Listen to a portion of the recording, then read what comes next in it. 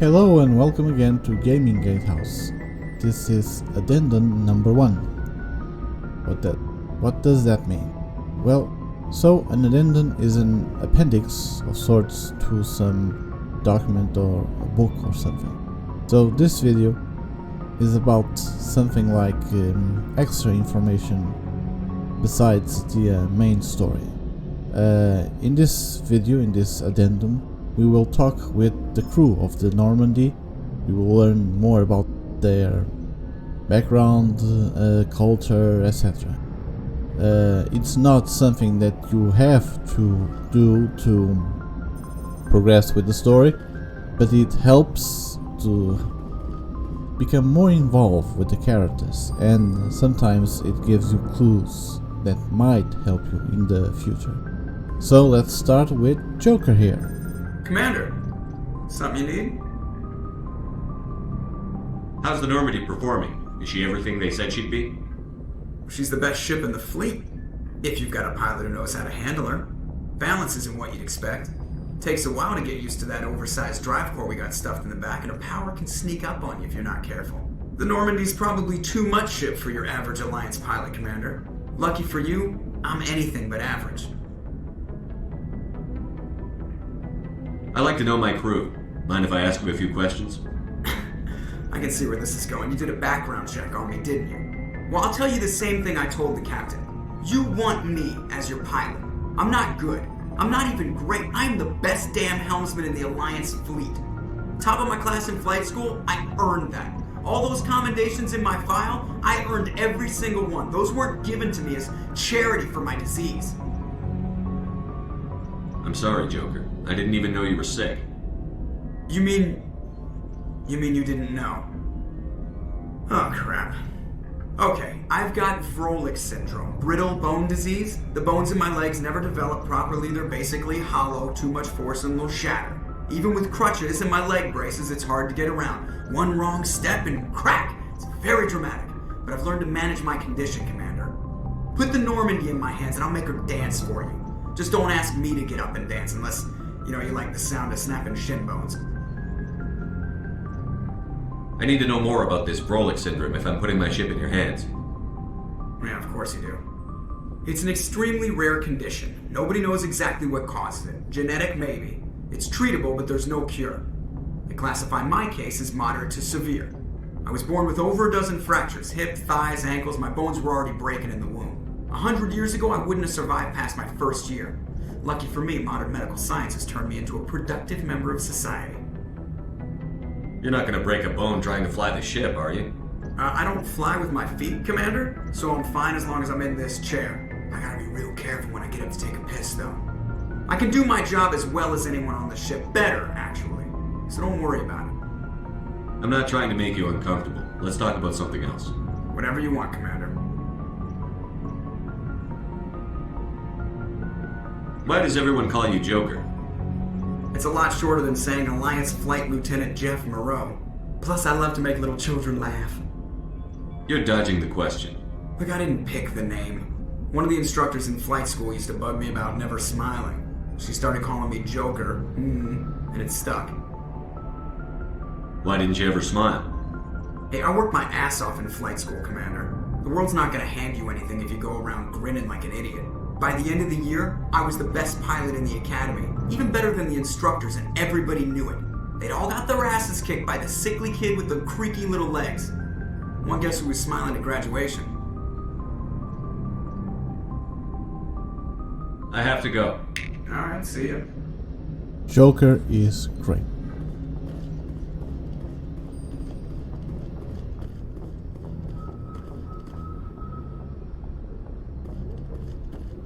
Let's talk with Navigator Press. Excuse me. Let's talk with Navigator Press here. If anyone has to take over for Captain Anderson, I'm glad it's you. I'm not sure about having non-humans on our ship, though. We're all on the same team here, Presley. With all due respect, sir, that's what they said about Nihilus. Look how that turned out. Speak freely, Presley. I want to know if you have a problem with non-humans. It's not that, Commander. Humanity has always handled its own problems. Saren attacked one of our colonies. We should be the ones to stop him. We don't need their help. Some people think asking for help is a sign of weakness. That's just being stupid and stubborn. No matter how strong you are, allies can make you stronger. I guess so. Maybe I'm just stuck in the old ways of thinking. But don't worry, Commander, this won't be a problem. How did you end up assigned to the Normandy? I signed up with the Alliance as a navigator right out of school, following in my grandfather's footsteps, I guess. My first posting was on the Addendum. We were one of the first reinforcements to arrive at Elysium after the Blitz hit. Those raiders were no match for an Alliance frigate. Of course, the only reason the colony was still standing was because of you, Commander. I can't believe you held out as long as you did. How'd you end up on the Normandy? I got my officer's commission after Elysium. Must have made an impression on the right people. Captain asked for me when he was picking his crew. Carry on, Presley. Yes, sir.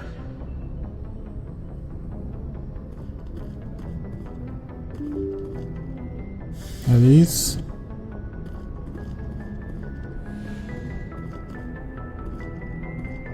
Navigator Presley is a little bit distrustful of aliens.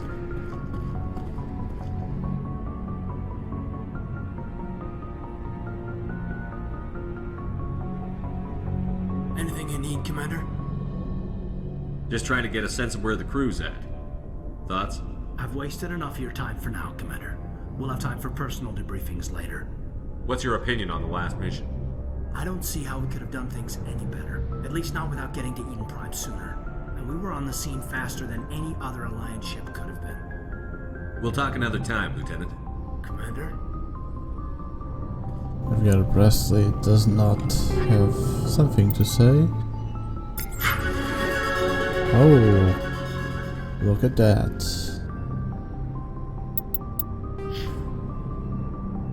That's max up charm. And what else? Spectre training.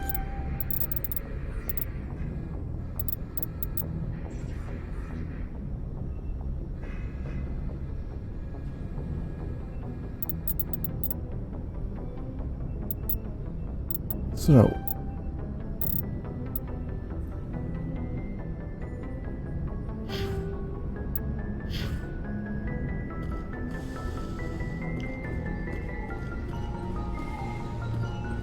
Yes, Commander? Is there something you need? How well do you know the Lieutenant? I'd never worked with him before this mission, but he has an impressive service record, over a dozen special commendations. Tends to keep to himself, though. Maybe because of the headaches. It's not easy being an L2. What does that have to do with it? Well, most biotics now use the L3 implants. Lieutenant Alenko was wired with the old L2 configuration. Sometimes there are complications. What kind of complications? Severe mental disabilities, insanity, crippling physical pain. There's a long list of horrific side effects. Caden's lucky. He just gets migraines. the easiness that she says about the side effects. How did you end up serving on an Alliance ship? I enlisted right out of med school. Earth always seemed boring to me. Too safe, too secure. I figured the colonies were teeming with exotic adventure. I wanted to travel the stars, tending the wounds of tough soldiers with piercing eyes and sensitive souls. Turns out military life isn't quite as romantic as I'd imagined. But humanity needs the Alliance if we want to keep expanding through the Traverse, and the Alliance always needs good doctors. So I stayed on to do my part. Ever think you made the wrong choice? Sometimes I think about opening a private practice back on Earth, or maybe taking a position at one of the new med centers out in the colonies. But there's something special about working on soldiers. If I left the Alliance now, I'd feel like I was abandoning them. I should go. Goodbye, Commander.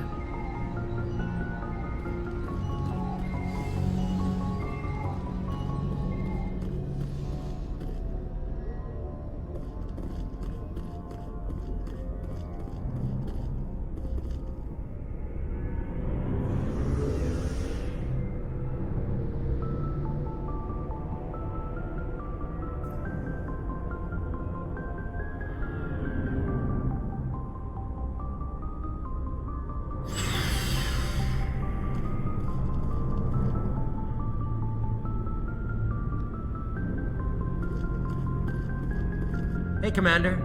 Looking for some extra supplies before you head out? What have you got? Whatever you want. Armor, weapons, mods. It's not standard Alliance issue, but that's not necessarily a bad thing.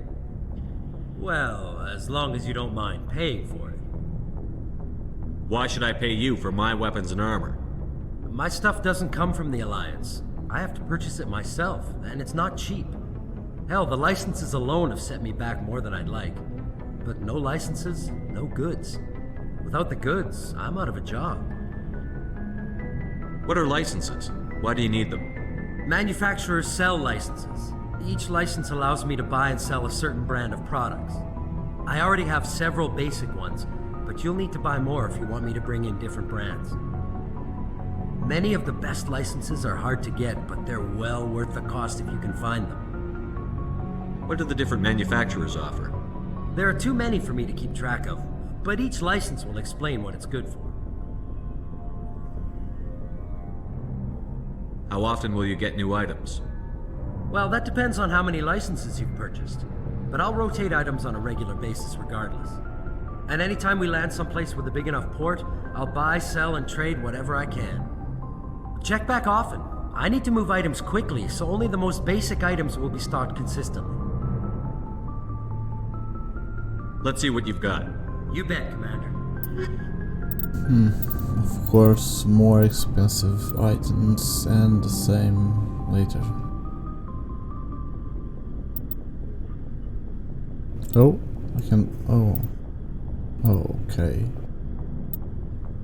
Medical is cheap.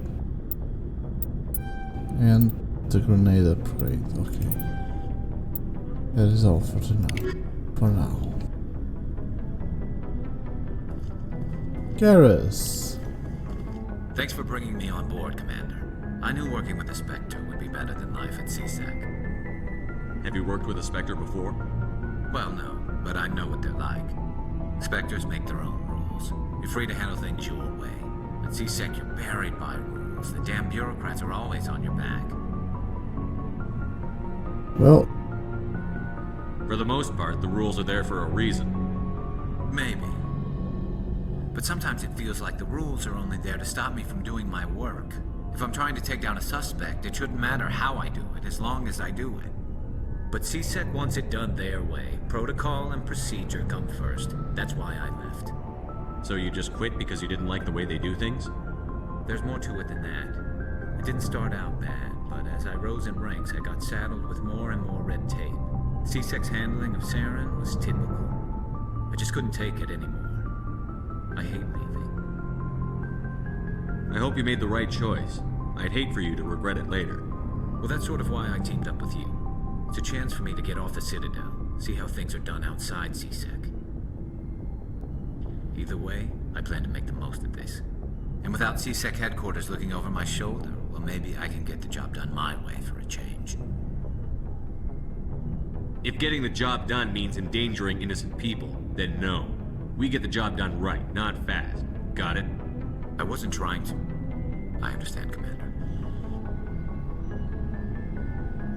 that was probably a little hard. Commander? Do you have a few minutes to talk one-on-one? I'm sorry, Commander. I need to get my duties squared away. I wouldn't mind talking more later, though. What's your opinion on the last mission? Kinda wish you'd got there sooner, Commander. No offense, I appreciate the rescue. I just wish... You wish we'd been able to save the rest of your unit? Yes, sir. If I had been more alert, we wouldn't have been cut down by an ambush. The Geth are perfect ambushers. They don't move, they don't make noise, they don't even breathe. Sir, they have flashlight heads. I'll make sure it doesn't happen again. Dismissed, Chief. Sir. Flashlight heads. True. Nice ship you've got, Sheppard. What can I do for you? What's your story, Rex? There's no story. Go ask the Quarian if you want stories. Come on. You Krogan live for centuries. Don't tell me you haven't had a few interesting adventures. Well, there was this one time the Turians almost wiped out our entire race. That was fun. I heard about that. You know, they almost did the same to us. It's not the same. It seems pretty much the same to me. So your people were infected with a genetic mutation? An infection that makes only a few in 1,000 children survive birth? And I suppose it's destroying your entire species? I suppose it isn't all the same. I don't expect you to understand, but don't compare humanity's fate with the Krogan. I was just making conversation. I wasn't trying to upset you. Your ignorance doesn't upset me, Sheppard. As for the Krogan, I gave up on them long ago. The genophage infected us, but it's not what's killing us. Are your people really dying? We're sure not getting any stronger. We're too spread out. None of us are interested in staying in our own system. Lots of species have left their homes and prospered. But they go to colonize new worlds. We're not settlers. We're warriors. We want to fight. So we leave. Hire ourselves out. And most of us never go back. What can you tell me about the genophage? Ask the Solarians if you want details. They made it. All I know, it makes breeding nearly impossible. Thousands die in stillbirth, and most never get that far. Every Krogan is infected, every one, and no one's rushing to find a cure. Why don't the Krogan try to find a cure? When was the last time you saw a Krogan scientist? You ask a Krogan, would he rather find a cure for the genophage or fight for credits? He'll choose fighting every time. It's just who we are, Sheppard. I can't change that. Nobody can. So long, Rex. Sheppard. Pretty bleak.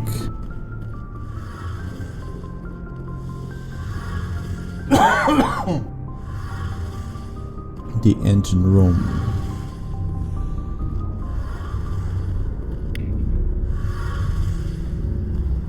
Hey, Commander, you know that Quarian, Tally? She's been spending all her time down here asking me about our engines. I'll tell her to leave you alone. What? No, she's amazing. I wish my guys were half as smart as she is. Give her a month on board and she'll know more about our engines than I do. She's got a real knack for technology, that one. I can see why you wanted her to come along. I figured she'd be a real asset to the team. You got an eye for talent, Commander, but I'm guessing that's not why you came down here. Fill me in on the IES stealth systems. How does it work exactly? You can't hide a ship out in space. They emit too much heat and radiation. Too easy for sensors to pick them up, unless you find a way to capture those emissions. So our stealth systems trap the energy we give off in storage sinks built into the ship itself. No emissions to give away our location. Eventually the sinks have to be vented. More than a few hours silent running and they overheat. Cook us inside our own hull. There's no way for anyone to detect us? A visual scan can still pick us up. Anyone looking out a window can see us plain as day. But you have to be pretty close to get an actual visual out in space. Most vessels rely on scanners. As long as the stealth systems are engaged, they can't see us. Not unless we accelerate to FTL speeds. Why doesn't it work with faster than light travel? Cranking up the FTL blue shifts our emissions, pushes them into frequencies too high to capture in the sinks. As soon as we make the jump, it's like setting off a flare. Sensors can pick up our location whenever we enter or exit FTL flight, but for short-range missions, our stealth systems are amazing, and we've got the only one. I want to know more about the Normandy. She's the best ship I've ever served on, probably the fastest vessel ever designed, and she's the only one using the new Tantalus drive core. What's so special about the Tantalus drive core? Proportionally, it's about twice the size of any other vessel. Not only are we faster, we can run at FTL speeds longer before we have to discharge the core.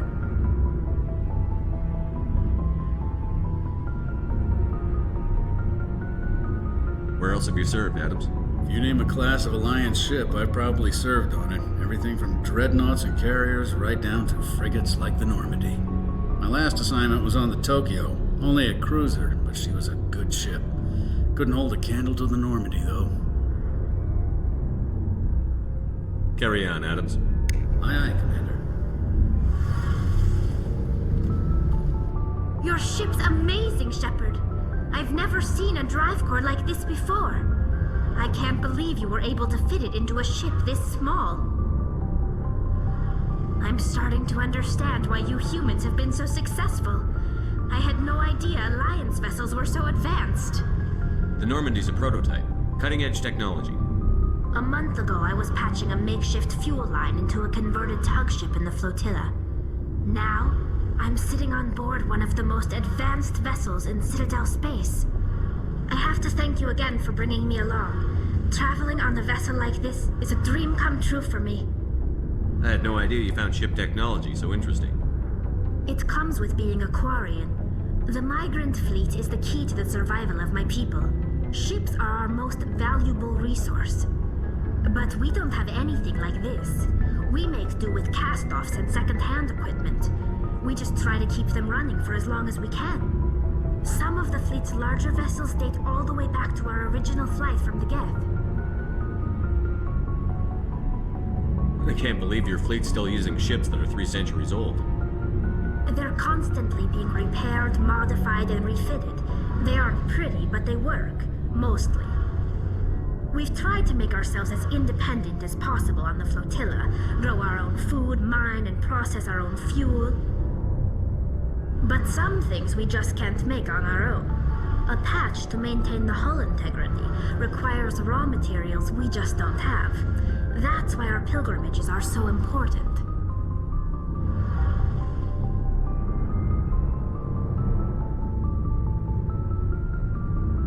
Tell me about your people. Our lives aren't easy. Resources are scarce, and we are constantly on the move.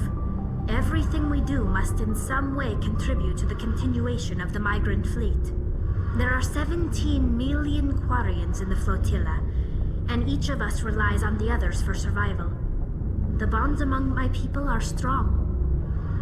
Unfortunately, we have had to surrender many of the freedoms and civil liberties other species take for granted.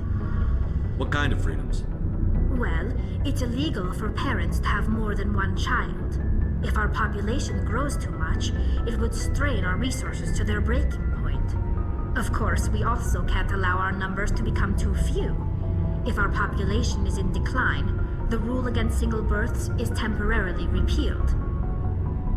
In extreme cases of population decline, incentives are even offered to encourage multiple births, though the Conclave hasn't had to take such measures in nearly a century. The Conclave. That's your government. The Conclave is our civilian branch of government.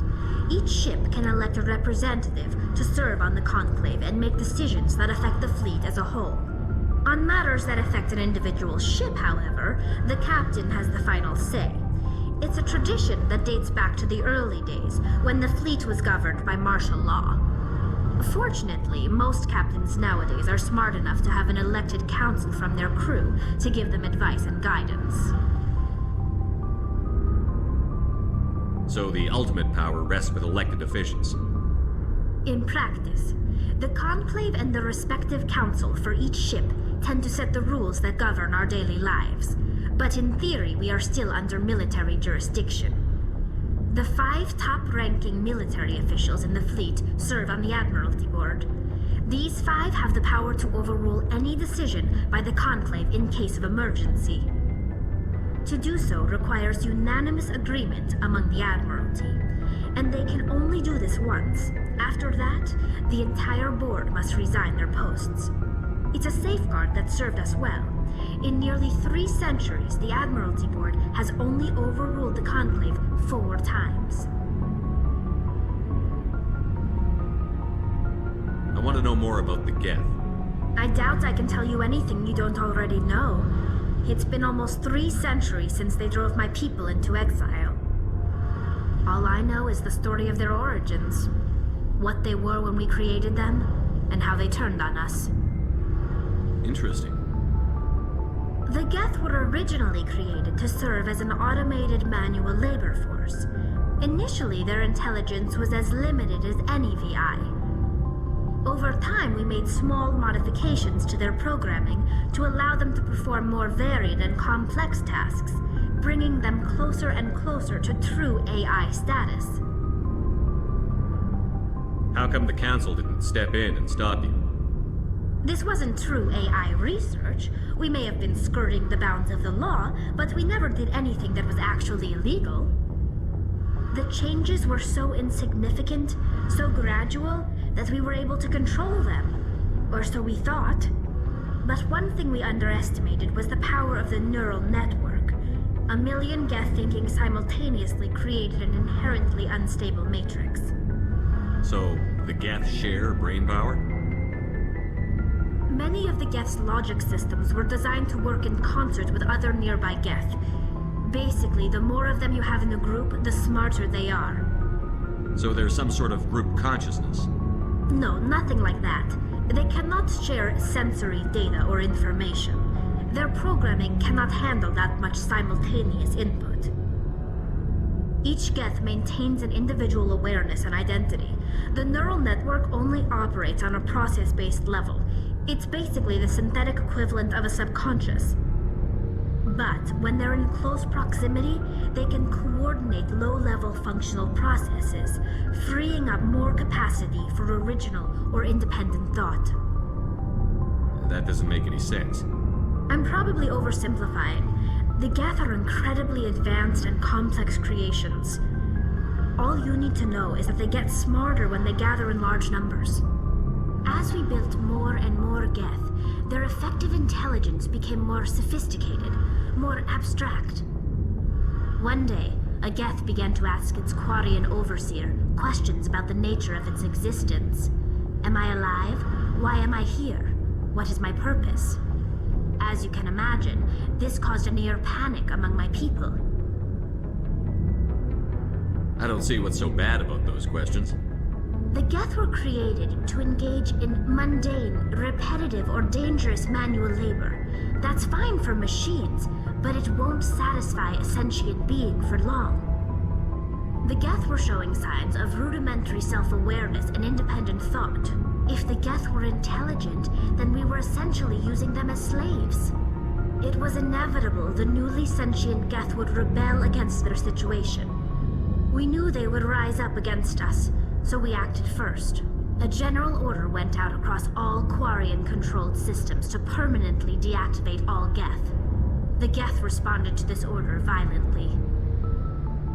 You can't blame them for fighting for their survival.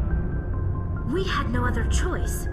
The Geth were already on the verge of revolution. By acting quickly, we had a chance to end the war before it began. The hope was that most of the Geth would still be little more than machines, incapable of organized resistance. But they had progressed much further than anyone anticipated. The war was long and bloody. Millions upon millions of Quarians died at their hands. In the end, we were forced to flee our own homeworld.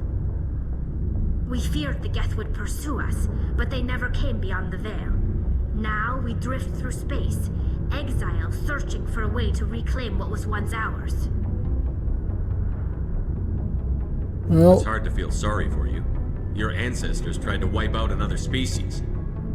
We made a mistake when we created the Geth in the first place, but we did not make a mistake when we went to war against them. If we had not acted, they would have wiped us out.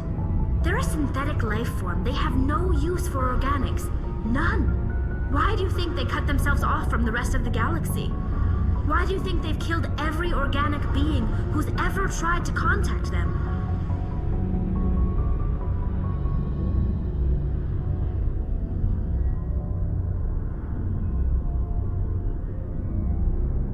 everyone. They didn't kill Saren. What does that tell you? The Geth are not innocent victims in all this. They're the enemy. They want to destroy us. Not just the Quarians. All organic life. That's why they've joined up with Saren. And that's why we have to stop it. Pilgrimage. I want to know more about the pilgrimage. When my people reach maturity, we leave our birth ships and seek acceptance with a new crew. It's necessary to maintain genetic diversity among the fleet. But no ship wants to accept someone who will be a burden on them. So, to prove our worth, we embark on a pilgrimage. We set out alone, leaving the flotilla and our families behind us. We only return once we have found something of value we can bring back to the fleet. This is presented as a gift to the captain of the respective ship we wish to join. If the gift is accepted, we are welcomed into the crew. Can a captain choose to reject the gift? That doesn't happen often. Most captains are eager to increase the size of their crew. It increases their own standing in our society. Even when a gift is not particularly valuable, the captain usually accepts it out of a sense of tradition. However, there is a stigma to presenting a substandard gift. It's not the best way to make a good impression on a new community. Most pilgrims don't return until they find something worthwhile.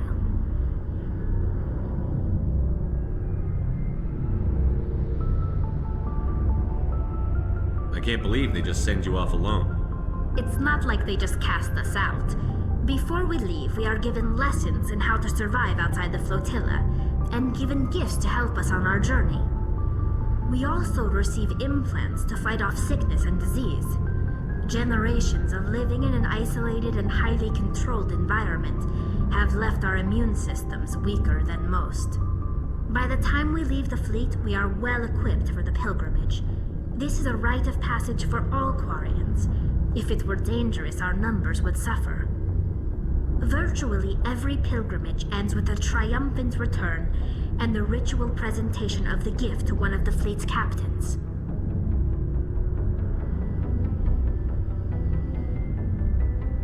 I want to talk about something else. Like what? I should go. See you later. The way like this exchange ended seems a little bit awkward. Okay, so we pretty much talked to everybody of importance, of course. The grunts, the soldiers, you don't get to talk with them, but the squad mates, you do.